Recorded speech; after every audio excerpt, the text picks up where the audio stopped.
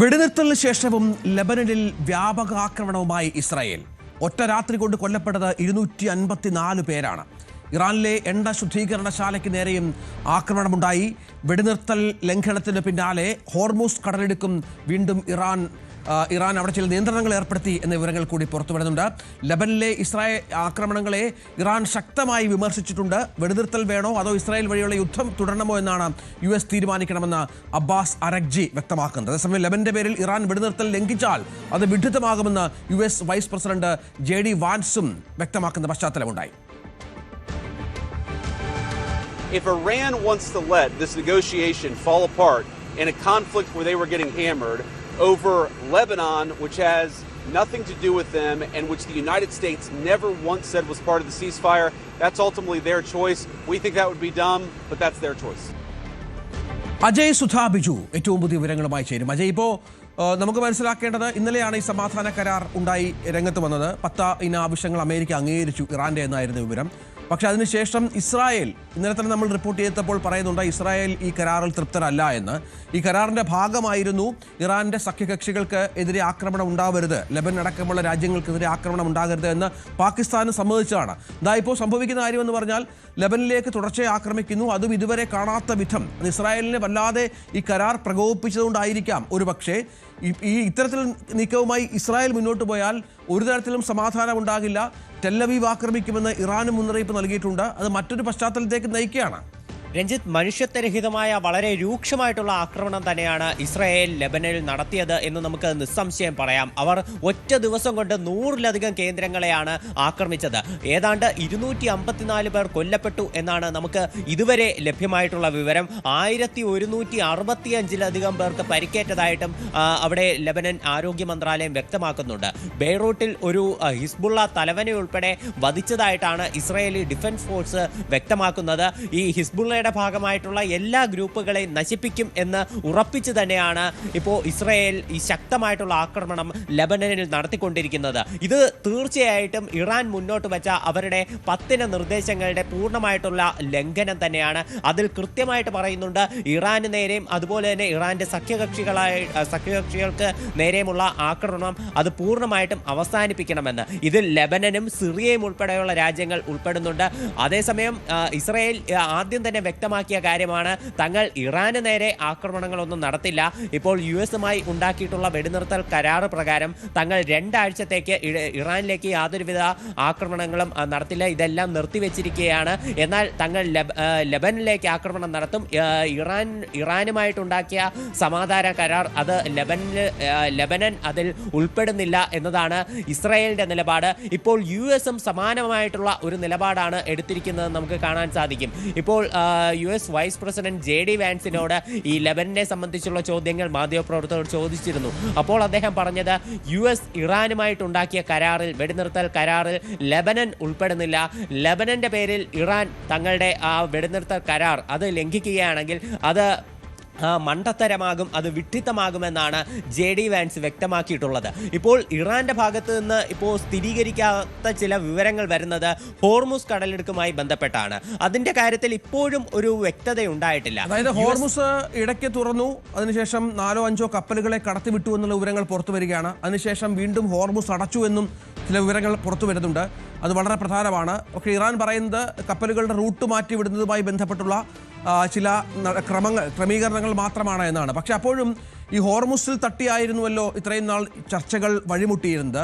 അത് തങ്ങളുടെ നിയന്ത്രണത്തിലാക്കുന്ന ഇറാൻ ഹോർമുസിൽ കപ്പലുകൾ കടക്കാൻ ടോൾ അടക്കം മറ്റു വാർത്ത പുറത്തു വരുന്നത് ഇറാന്റെ നാവികസേനയുടെ അനുമതി വാങ്ങിയതിന് ശേഷം മാത്രമാണ് കപ്പലുകൾ കടത്തിവിടുക എന്നുള്ളതാണ്. സ്വാഭാവികമായും ഇത്തരം നിബന്ധനകൾ, ഇത്തരം കടുംപിടുത്തങ്ങളൊക്കെ ഇസ്രായേലിനെയും അമേരിക്കയും പ്രകോപിപ്പിക്കുമെന്ന കാര്യത്തിൽ സംശയമില്ല. യഥാർത്ഥത്തിൽ ഹോർമുസ് പൂർണ്ണമായും തുറന്നു എന്ന് നമുക്ക് പറയാൻ സാധിക്കില്ലല്ലോ അജയ്.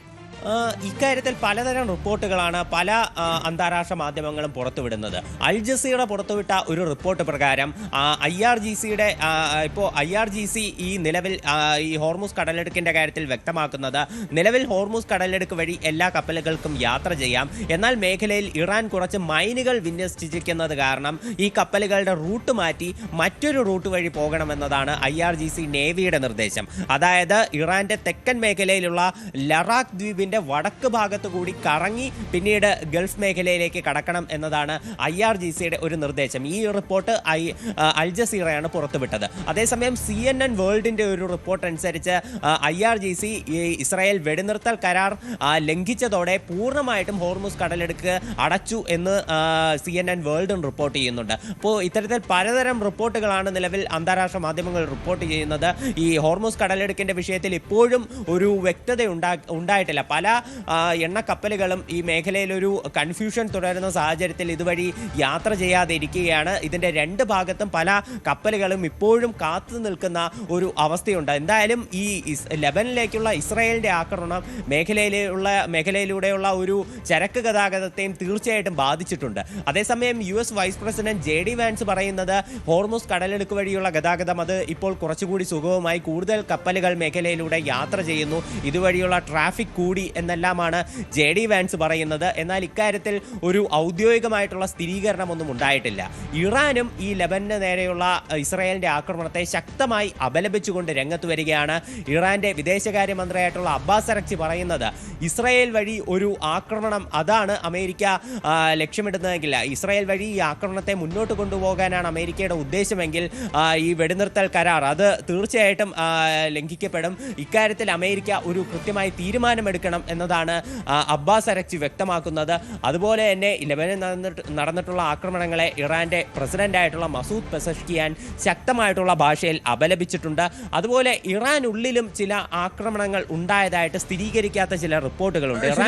സമാധാനം അവിടെ തുടരുകയാണ്. അബ്ബാസ് അരക്ചിയൊക്കെ ഇതുമായി ബന്ധപ്പെട്ട വലിയ വിമർശനം ഇസ്രായേലിൽ നടത്തുന്നുണ്ട്. യഥാർത്ഥത്തിൽ ഇപ്പോൾ അമേരിക്ക സമാധാനം കാംക്ഷിക്കുന്നുവെങ്കിൽ പോലും ഇസ്രായേലാണ് പ്രശ്നങ്ങൾ ഉണ്ടാക്കുന്നത് എന്നുള്ള വ്യാപകമായ ഒരു വിമർശനം കൂടി ഉയരുന്ന പശ്ചാത്തലമുണ്ട്.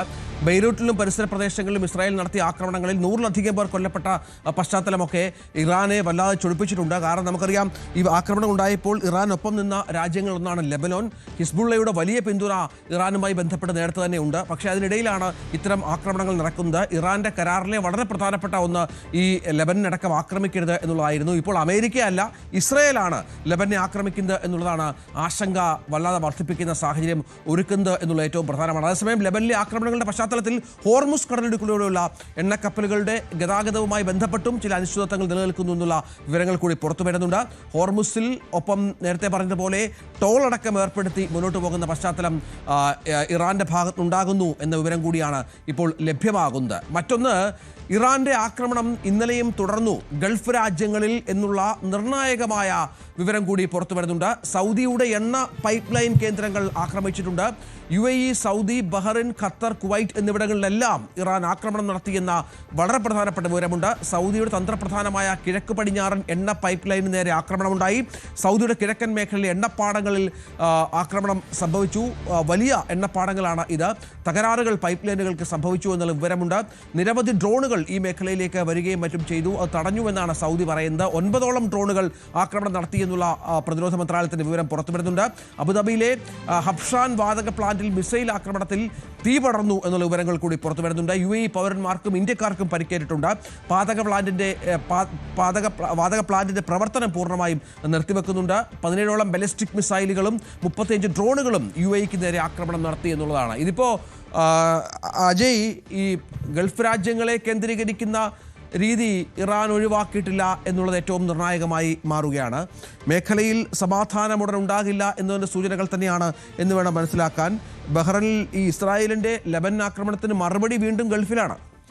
രഞ്ജിത്ത്, നമുക്ക് എന്തായാലും നിലവിലെ സാഹചര്യത്തിൽ ഒരു ആശ്വസിക്കാം. കാരണം ഈ ആക്രമണങ്ങളെല്ലാം ഇന്നലെ ഉണ്ടായതാണ്. ഇന്നലെ ഈ വെടിനിർത്തൽ കരാറുമായി ബന്ധപ്പെട്ട ചില അനിശ്ചിതത്വങ്ങളൊക്കെ നിലനിന്നിരുന്നു. അവിടെയുള്ള എല്ലാ വിഭാഗം സൈന്യത്തിനും നിർദ്ദേശങ്ങൾ എത്താനായിട്ട് ചില കാലതാമസം നേരിട്ടിരുന്നു. അതായത് ഇപ്പോൾ IRGC മാത്രമല്ല ഇറാന്റെ ഭാഗത്ത് നിന്ന് യുദ്ധം ചെയ്യുന്ന പ്രധാനപ്പെട്ട ഒരു സൈനിക വിഭാഗങ്ങളെന്ന് പറയുന്നത്. ഇറാനുള്ളിൽ നിരവധി സൈനിക വിഭാഗങ്ങളുണ്ട്. അപ്പോൾ എല്ലായിടത്തും ഈ കരാറിന്റെ വിവരങ്ങൾ എത്തി ഈ വെടിനിർത്തൽ പ്രാബല്യത്തിൽ വരാൻ വരാൻ അത് കുറച്ച് സമയമെടുത്തു. ഇതിന്റെ ഭാഗമായി ഇറാനുള്ളിലും ആക്രമണങ്ങൾ ഉണ്ടായിരുന്നു. നേരത്തെ സൂചിപ്പിച്ചതുപോലെ ഇറാനുള്ളിലെ ഒരു എണ്ണ ശുദ്ധീകരണശാല ഉൾപ്പെടെ ആക്രമണത്തിന് വിധേയമാകുന്ന പശ്ചാത്തലമുണ്ടായിരുന്നു. അങ്ങനെ ഇന്നലെ ആദ്യഘട്ടത്തിൽ ഈ ഗൾഫ് മേഖലയിലേക്ക് ഇറാന്റെ ആക്രമണങ്ങൾ സജീവമായി തന്നെ നടന്നിരുന്നു. മേഖലയിൽ പല ഭാഗത്തും സ്ഫോടനങ്ങളടക്കം റിപ്പോർട്ട് ചെയ്തിരുന്നു. എന്നാൽ പിന്നീട് ഇപ്പോൾ ഈ മണിക്കൂറുകൾ നോക്കുകയാണെങ്കിൽ, ഇപ്പോഴൊരു 6 മണിക്കൂർ സമയത്തെ ഒരു പീരീഡ് നോക്കുകയാണെങ്കിൽ ഇപ്പോൾ പുതിയ ആക്രമണങ്ങളൊന്നും റിപ്പോർട്ട് ചെയ്തിട്ടില്ല എന്നൊരു സാഹചര്യമുണ്ട്. പല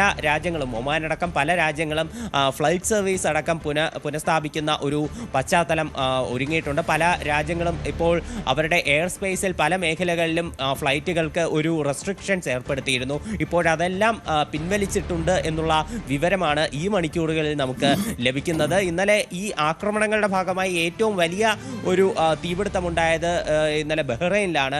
അവിടെ ഉണ്ടായിട്ടുള്ള തീപിടുത്തത്തെ ബഹ്റൈൻ്റെ വിദേശകാര്യമന്ത്രി ഉൾപ്പെടെ അപലപിക്കുന്ന ഒരു പശ്ചാത്തലമുണ്ടായിരുന്നു. നിലവിലെ സാഹചര്യത്തിൽ ഈ ആക്രമണങ്ങളൊന്നും റിപ്പോർട്ട് ചെയ്യുന്നില്ല. അത് തീർച്ചയായിട്ടും ഒരു ആശ്വാസമുണ്ടാക്കുന്ന കാര്യം തന്നെയാണ്. തീർച്ചയായും. ഒപ്പം ഈ സമാധാന ചർച്ചകൾ അടുത്ത ആഴ്ചയോടുകൂടി ആരംഭിക്കും എന്നുള്ള വിവരങ്ങൾ കൂടി പുറത്തു വരുന്നുണ്ട്.